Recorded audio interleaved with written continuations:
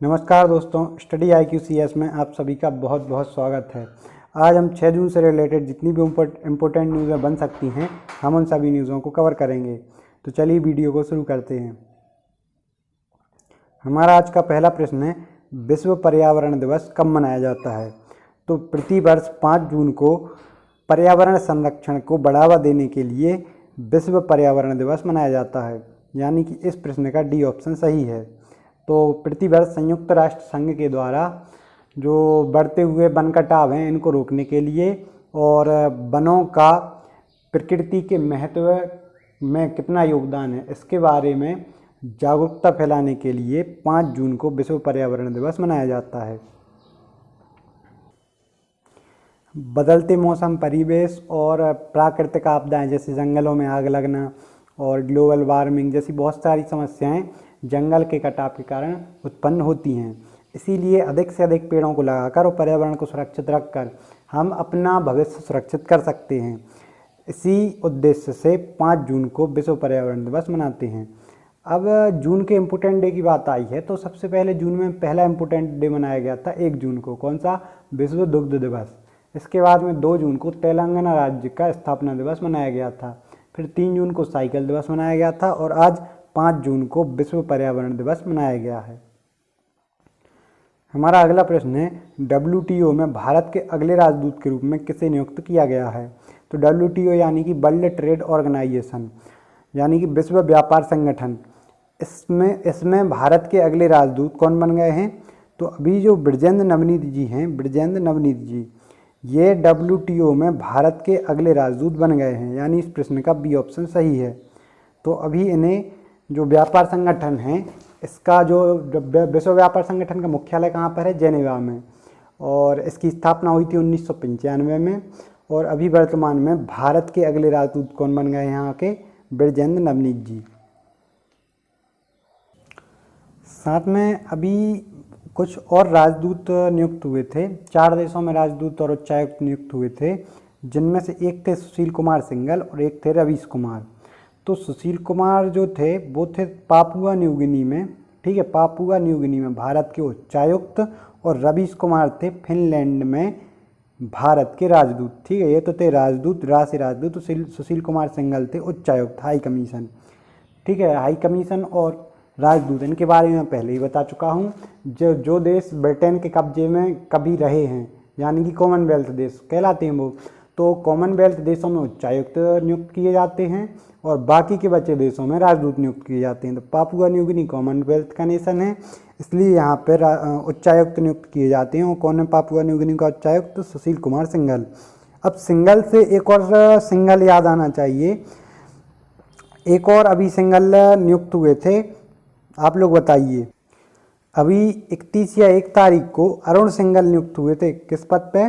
FSSAI, यानी कि food security standard authority of India.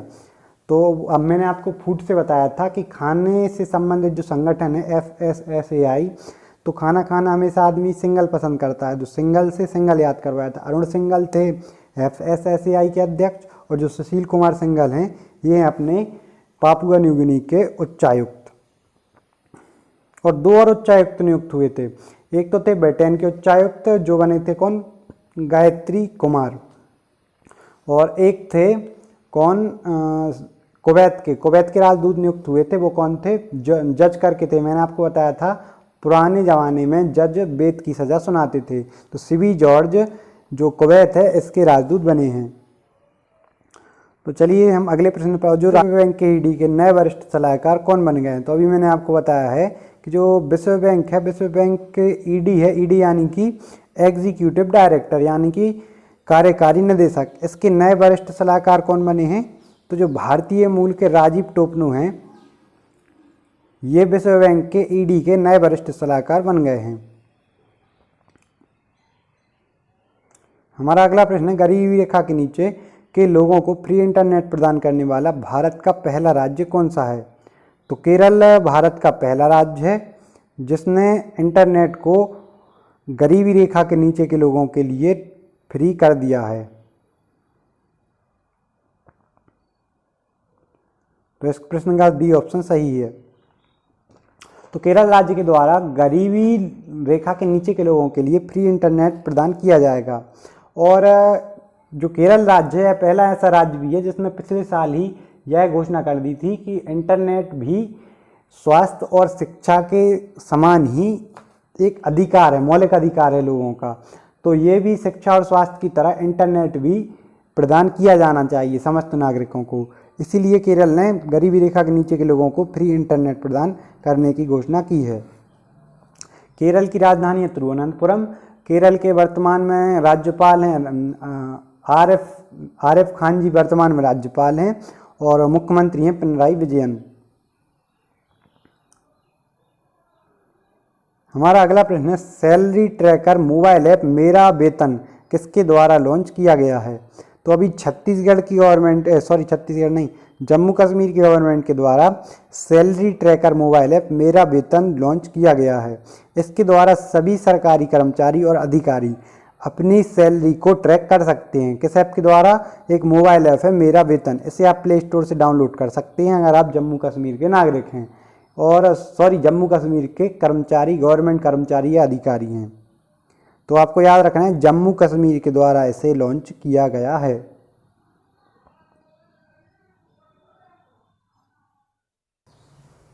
हमारा अगला प्रश्न है, स्पंदन अभियान किसके द्वारा शुरू किया गया है? तो अभी छत्तीसगढ़ की सरकार के द्वारा अपने पुलिस कर्मचारियों एवं अधिकारियों को डिप्रेशन से बचाने के लिए स्पंदन अभियान शुरू किया गया है। अभी छत्तीसगढ़ में पिछले 2 सालों में जो पुलिस है इस विभाग के कर्मचारियों में आत्महत्या और अपने साथियों पर हमला करने के केस सामने आ रहे थे। तो छत्तीसगढ़ की गवर्नमेंट के द्वारा अपने पुलिस कर्मचारियों में बढ़ते तनाव और काम के कारण जो डिप्रेशन हो रहा है उसे योगा, संगीत और सलाह के द्वारा खत्म करने के लिए स्पंदन अभियान शुरू किया गया है। तो आपको ये याद रखना है। छत्तीसगढ़ की कैपिटल है नया रायपुर, जिसे अभी अटल नगर के नाम से जाना जाता है, और वर्तमान में यहाँ की राज्यपाल हैं अनुसुईया उइके और सीएम है छत्तीसगढ़ के भूपेश बघेल जी। चलिए अगले प्रश्न पर चलते हैं। किस बैंक ने मोबाइल पर चालू खाता खोलने की सुविधा शुरू की है? तो अभी कोटक महिंद्रा बैंक है, कोटक महिंद्रा बैंक ने अभी शुरू की थी। क्या शुरू किया था? ऑनलाइन प्लेटफॉर्म के माध्यम से डिजिटल केवाईसी शुरू करने वाला पहला बैंक बना था। कौन सा? कोटक महिंद्रा बैंक, जो मोबाइल ऐप के माध्यम से बैंकिंग सेवाएं प्रदान करता है। इसने ऑनलाइन केवाईसी शुरू की थी। किसने? कोटक महिंद्रा बैंक ने। लेकिन अभी मोबाइल पर चालू खाता खोलने की सुविधा किसने शुरू की है? तो इंडसइंड ये बैंक बना है जिसने मोबाइल पर चालू खाता खोलने की सुविधा शुरू की है। तो आपको नाम याद रखना है, इंडसइंड बैंक। हमारा अगला प्रश्न है, एशिया रीजन के लिए किसने कॉमनवेल्थ शॉर्ट स्टोरी प्राइज जीता है? तो अभी जो कृतिका पांडे हैं, कृतिका पांडे ने एशिया रीजन के लिए कॉमनवेल्थ शॉर्ट स्टोरी प्राइज जीता है। इनके द्वारा एक पुस्तक लिखी गई थी जो एक हिंदू लड़की और मुस्लिम लड़के की प्रेम कथा पर आधारित है, जो बढ़ते भेदभाव और कलश के बीच में भी इन्होंने प्रेम कथा को आगे बढ़ाया था और लोगों में शांति की अपील की थी। इस पर एक बुक लिखी थी जो जिसने हाल ही में एशिया रीजन के लिए कॉमनवेल्थ शॉर्ट स्टोरी प्राइज जीता है। तो आपको सिर्फ लेखक का नाम याद रखना है, कृतिका पांडे। इस प्रकार हमारे आज के सभी प्रश्न समाप्त हुए। कल मैंने आपसे एक प्रश्न पूछा था, सुपर साइक्लोन अम्फन कौन से राज्य इससे मुख्यतः प्रभावित हुए हैं? तो अभी उड़ीसा और पश्चिम बंगाल इससे मुख्यतः 2 राज्य प्रभावित हुए थे। तो आपको एक तो साइक्लोन का नाम याद रखना है अम्फन, और कौन से राज्य प्रभावित हुए? उड़ीसा और पश्चिम बंगाल। साथ में अभी इसके कुछ दिनों बाद ही एक और चक्रवात आया था जिसका क्या नाम था? निसर्ग, जिसने मुंबई और गुजरात को प्रभावित किया था, यानी महाराष्ट्र और गुजरात को। तो हालांकि ज़्यादा खतरनाक था अम्फन तूफान। इससे पश्चिम बंगाल उड़ीसा में बहुत ज़्यादा जन एवं धन की हानि हुई थी। इससे भी बहुत ज़्यादा हानि हुई है महाराष्ट्र और गुजरात में निसर्ग के द्वारा। और निसर्ग के द्वारा सारे देश में भी हवाएं और पानी, बारिश, हल्की और तेज बारिश देखने को मिली है निसर्ग के द्वारा। साथ में हमारा आज का प्रश्न है, जो खडोल पहल है किस राज्य से संबंधित है आपको बताना है। तो चलिए, इस प्रकार हमारे आज के सभी प्रश्न समाप्त हुए। आप लोगों से एक रिक्वेस्ट है, जो भी प्रश्न पूछा जाता है उसका ज़्यादा से ज़्यादा आंसर कमेंट में दें और संबंधित जानकारी शेयर करें। वीडियो देखने के लिए आप लोगों का बहुत बहुत धन्यवाद। अपना साथ इसी प्रकार बनाए रखें, चैनल को सब्सक्राइब जरूर करें।